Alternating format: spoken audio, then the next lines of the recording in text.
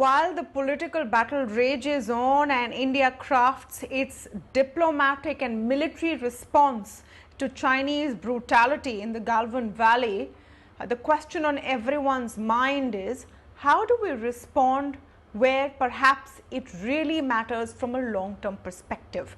I'm talking about reducing dependence on Chinese imports, which is a question, by the way, that not just India, a large part of the world is asking itself, improving our own manufacturing capabilities and truly becoming Aatmanirbhar beyond a clarion call and slogans.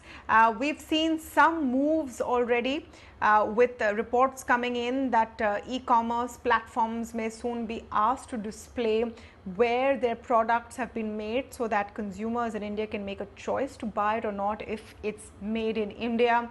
Other moves to restrict some kind of Chinese funding may take place. There could be an increase in import tariffs and trade barriers over the next few days. We'll have to wait and watch. But is that the right approach? To speak on this, I am joined by Swaminathan Aiyar, consulting editor for ET Now. Swami, always a pleasure to speak with you. Let me come to the basic question. How can India truly reduce its dependence on Chinese imports? People are asking, how can India become less dependent on China? Frankly, it's a wrong question and it's a very bad idea. India wants to become part of global value chains. We want to have huge cell phone, solar, electronic industries as part of global chains. But in all these global chains, China is an extremely important part. Therefore, if you want to become a big manufacturing hubs, providing not only Indian needs, but the whole global needs of these things, it also means importing many, many more Chinese machinery and Chinese components in order to become a global hub. This means not self-sufficiency, it means interdependence. It means not just cutting off from China, it means deepening relations with China. Now, Mr. Modi has come out with this new policy, or what he calls Aatmanirbhar. It can be interpreted in English as self-sufficiency or self-reliance. Self-sufficiency in the sense of import substitution and trying to make everything yourself. This was tried by Jawaharlal Nehru and Indira Gandhi, and it was an economic disaster. It produced what was called the Hindu rate of growth. Funnily enough, although it was done by two secular persons, by two secular persons, and we were left far behind everybody else.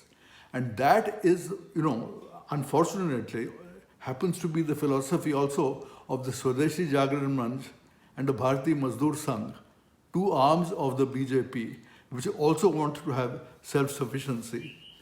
But while they may love that, Atal Bihari Vajpayee went in the opposite direction of globalization. And he is the one, therefore, who took India towards a record growth of more than 8 to 9% when in the 2000s. That is what Modi must go for. It's all very well to use Aatmanirbhar, just to say satisfy the Swadeshi Jagran Manch and Bharatiya Mazdoor Sangh. But don't get confused. This should not mean a return to Nehruvian self-sufficiency. It means becoming part of global value chains. It means exporting enough to import all your needs without asking for any favors or begging around for more aid or more concessions. Now, in the last few years, the BJP has, last four budgets, BJP has consistently been increasing import duties on a series of things. Now, some of them have been simple products like they say, kites, candles, clocks, some textiles, fruit juices, processed foods. They say, why do you want to import these? We can make these locally. Well, this is a small part of your total imports, frankly. But and it doesn't change the totality of the picture, although the trend is worrying. It is worryingly protectionist. But the key point is this. China is no longer a low-wage country exporting these very simple products. China is not exporting $70 billion to India in the form of kites and candles and clocks. I'm sorry. It's got into high-quality cell phones and is getting into higher and higher areas of equipment, including power equipment, machinery, high-tech areas. In 5G, it's the world's number one. So please let's be clear. When Mr. Modi was at Davos 2 years ago, he was saying how terrible it was that people were trying to erode WTO and that we needed WTO for a rule-based regime the world over. If that is the way you want to go, you cannot discriminate against China. The point about being in WTO is other countries cannot selectively put tariffs or discriminate against exports of India. They have to give India the same treatment as everybody else. By the same token, India has to give all WTO members the same treatment, including China. You cannot select it out. Now you can try some tricks some people do, anti-dumping duties, phytosanitary conditions, At the margin, you can take some action selectively against some Chinese suppliers claiming that they are dumping. But understand that these are exceptions and not the rule. That is what a rule-based trading system means. So, Swami, what do you make of this whole call to boycott Chinese goods, uninstall Chinese apps, etc.?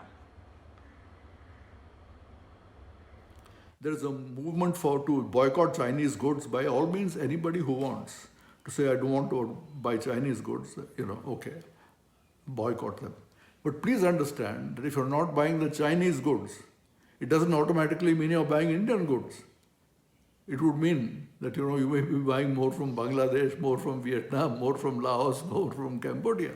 So don't confuse these issues.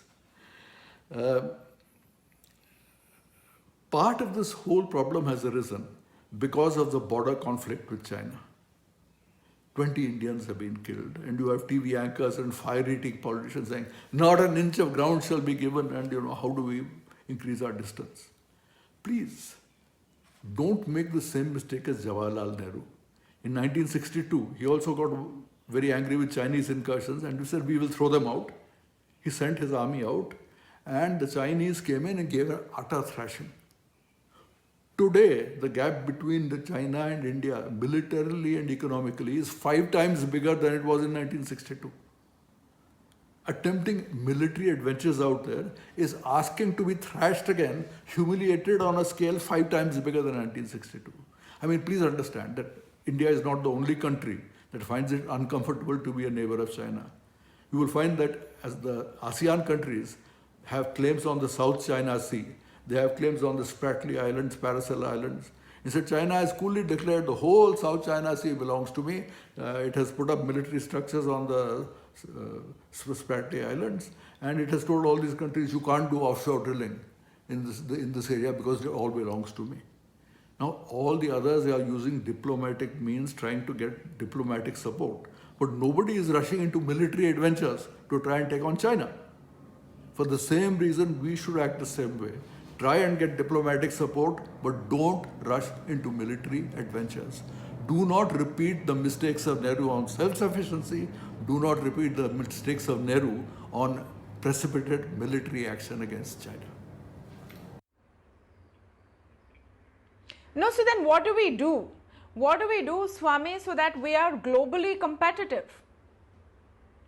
Compared with our Asian neighbors, Asian rivals, India has very high costs of so many items, relatively high costs of land, of labor, of capital, of electricity, of rail freight, of air freight, of the time taken of turnaround, the general logistic costs. So if we are high cost on so many items, obviously we are not competitive. And to become more competitive, we need action on all of these. Mr. Modi is proposing some steps along all these lines. The question is, how far, how quickly can you take it? Land acquisition has to become much quicker. That's very, very clear if you want projects to come up. And you also want to make land cheaper. So if there are large amounts of land that Mr. Modi can identify, which the government owns or which are in rocky areas or are otherwise available at a low price, that is extremely important in order to attract industry and make it competitive. As far as labor rules are concerned, because of the Bharati Mazdoor Sangh, Modi's attempts to actually make Indian labor more flexible and low cost has not really worked very much. Let us hope he can do a little more. because despite what he has done, the fact is that most Indian industrialists are trying to reduce their labor force and not increase it. And none of them, absolutely none of them, wants to set up factories with 50,000 workers like you see in Bangladesh. They see labor as a problem, not as a solution. And if you want to be competitive, then cheap labor should be a solution. Then there is capital. India's interest rates have been relatively high compared to all our neighbors. The RBI has been cutting them, of course, because of the coronavirus crisis, but other countries have cut it even more. At the end of it all, one problem is that the total amount of household savings in India is hardly, the financial savings are hardly 7-8% of GDP. And if the government fiscal deficit of center and states is more than that, then there is just not enough left over for private investment, and it pushes up interest costs. So we will have to reduce our fiscal deficit very substantially if we want to bring interest rates down competitively on a long-term basis. Electricity, again, our electricity rates for industry are very high because high industrial tariffs are being used to subsidize farmers and urban consumers with cheap rates. There are some proposals to reform that and get rid of those cross subsidies. They have to be pursued very aggressively. The same applies to railway freight rates. Railway freight rates are high in order to subsidize passenger traffic.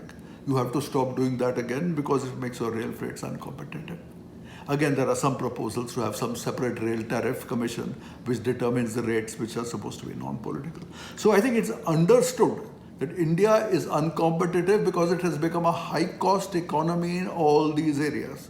It needs reforms in all the areas to bring down rates, and Mr. Modi has started talking about ways to push forward. I'm afraid progress on this front till now has been very limited. Let us hope the coronavirus crisis has now brought about a situation where he feels, in these conditions, I can push through various things which would be more difficult in normal times. Let me go ahead with all these reforms. Let me bring down the Indian cost relatively of land, labor, capital, electricity, freight. If we can do all these, India will become competitive again and our exports will boom. Well, there you have it. Thank you so much, Swami, for your views. So there, at the end of it, it all comes down to the basics of reforms. And reforms that have been in demand for, I would say, decades in a lot of sectors. Do we have that kind of timeline? What is sort of the short-term action we will take, and what at the same time is the long-term action we will take to make ourselves stronger, are big questions that need to be asked. Thank you once again, Swami, for joining us on this.